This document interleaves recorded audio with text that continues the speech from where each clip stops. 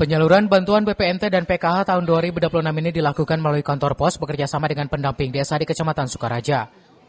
Bantuan disalurkan kepada keluarga penerima manfaat baik penerima baru maupun penerima yang sebelumnya mengalami gagal proses burekol. Sebanyak 506 keluarga penerima manfaat dari 13 desa telah menerima bantuan BPNT sebesar Rp600.000 untuk alokasi 3 bulan.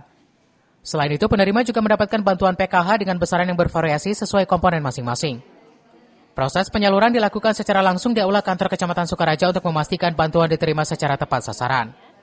Kecamatan Sukaraja, Kementerian Sosial menyalurkan bantuan BPNT dan PKH melalui kantor pos. Di tahun 2026 ini adalah penerima yang baru yang gagal burekol ke Himbara. Sukaraja ada 506 KPM, keluarga penerima manfaat. BLT. Oh, dapat berapa sih, Bu? 600. Nah, gimana perasaan Ibu sendiri, Bu, dapat bantuan ini? Ya, itu apa girang. Pemerintah berharap program bantuan sosial ini dapat terus menjadi penopang bagi masyarakat kurang mampu serta meningkatkan kesejahteraan masyarakat secara bertahap.